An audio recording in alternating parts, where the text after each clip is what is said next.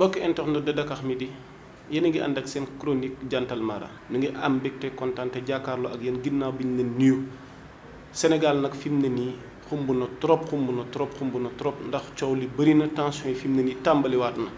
génn nañ ci week-end bi nga xamante ne nii amoon na làmb gu mag diggante Balla Gaye 2 ak Modou Lo mu jeexee coow ci mbirum contrat bi ak it xaalis ga ca jug ñu ne déet ñu dikkaat ci langue politique bi coow gën cee amaat ndax ku ne xam na ni période gi ñu ngi ci wàccaayu élection présidentielle 2019 ci mois de février 7 candidats teewoon nañ leen pour ñu jàll ci validation parrainage bi mais finalement 5 ñoo mujj jàll ndax ñaar recalé nañ leen mais nee nañ may nañ leen délai de 48 heures pour ñu dugal recours donc c'est un peu provisoire ñaari ñi kan la Khalifa Sall la ak it Karim Wade kii représenté parti démocratique sénégalais kële représenté une faction maanaam du parti social bi nga xamante ni ñoo doon ànd ak ñoom Tanor léegi Khalifa Sall moom moo nekk leader bi nekk tête de file bi leen recalé nag mel na ni tension am na ci taalipono am ci fii ci deux voies Sacré-Cœur yi ci siège gi fi mu féete fii nii ba tax na sax bu ngeen xoolee ci image yi opposition bi candidat yi ñu ci bëri ñëwoon nañ seet si leen massaw leen ci li nga xamante ni jotoon nañ ko dund ak nguur gi mais bi loolu amee déclaration am na ci kàddu ministre de l'intérieur Aly Ngouille Ndiaye lan la ci wax ci article bi may lire nii mi ngi jàll fële ca Seneweb ku ko bëgg a gëstu mën nga fa jaar xool ko propos yi nga xamante ni moom la jàlle par rapport ak tension yi nga xamante ni am na le ministre de l'intérieur Aly Ngouille Ndiaye a souligné que l'État ne tolérera aucune violence et que la présidentielle se tiendra à date échue et d'ajouter il y aura bel et bien élection au Sénégal. Ce ne sont pas ces manifestations qui changeront le calendrier républicain, faisant ainsi allusion au Parti démocratique sénégalais, PDS, et aux partisans de Khalifa Sall qui martèlent qu'il n'y aura pas d'élection sans leur candidat. Donc le ministre de l'Intérieur nee na il y aura bel et bien élection ak lu mën a xew waaye ñii nee nañ élection narut a am ndax suñu candidat bokku ca 2012 bu ñu delloo ci ginnaaw mel na ni xew-xew yu gën a doy waar xew-xew yi amoon na fi mu tukkee woon ci nguur gi vis-à-vis de l'opposition de cette époque waaye coow li fi mu mujjee mooy nguur gi fi nekk mujj naa ñàkk mujj naa daanu bi fi nekk tey jii nii tukkeel na kàddu ne ak lu mën a xew élection dina am te du xew-xew ñoom ñooy tax fi mu ne ni calendrier républicain bi maanaam calendrier gi nga xam ne moom lañ tere pour yëf yi am changé donc ñaari situation yi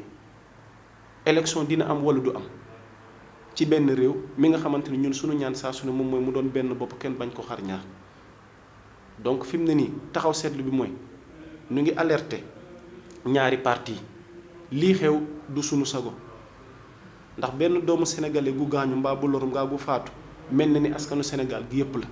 waaye mel na ni ñun dafa mel ni demeetuñu boobu xalaat demeetuñu boobu doxalin fàtte na ni ñun ñëpp benn lañ ñoo bokk même peuple bi loi yi fi nekk pour ñëpp la parce que on ne peut pas comprendre dans un état mu di am ay loi yoo xam ne saa bu problème amee pour àtte am il faut ñii ne noonu loi bi war ñu ko interpréter nii lañ ko war a déggee nii la war a demee non état dafa jël loi bi orienté ko moom ci faveur am doxalee ko ni nga ko bëggee ngir xool ay avantages ngir xool li ko arrangé opposition tamit ne non ñun d'accord ñu nii la war a demee li tax a jóg nguur gi moom mooy écarter ñi ànd ak ñi yombal yoonam ngir amaat li mu bëgg dans un même état. bu ngeen dégloo tey sax chronique gu sunu doyen Pape Alé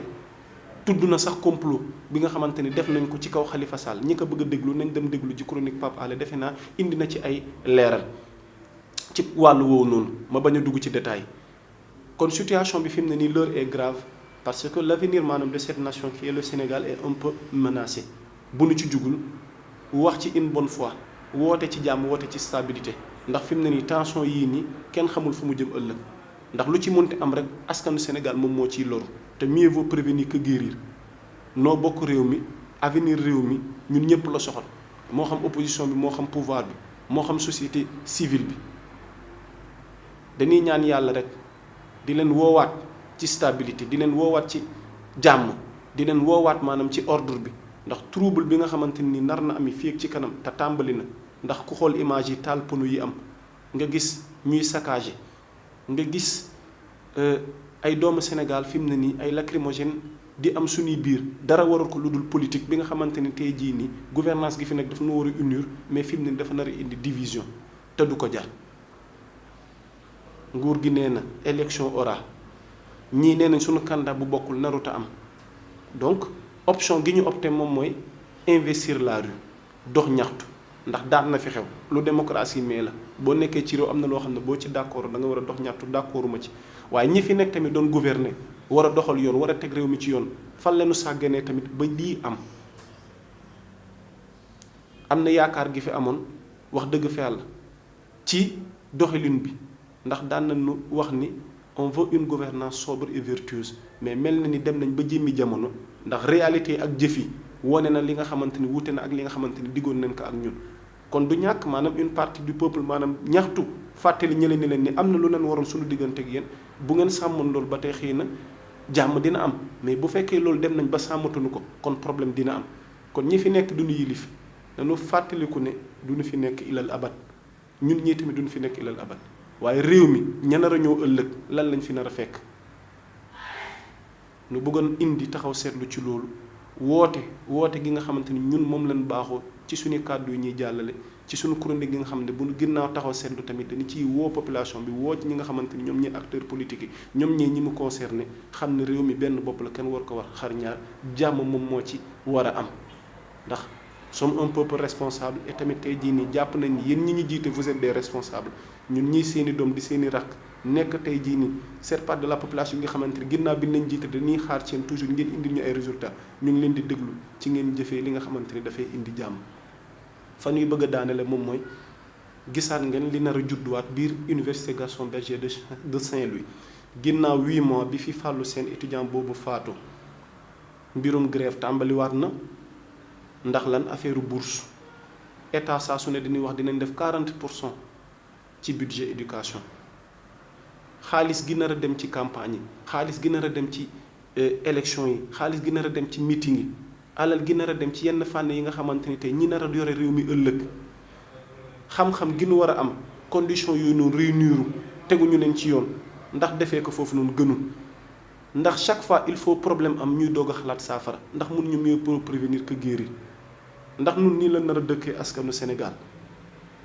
problème de loi di posé wu problème de justice di posé wu santé bi di ñaxtu éducation bi di ñaxtu fu ne di ñaxtu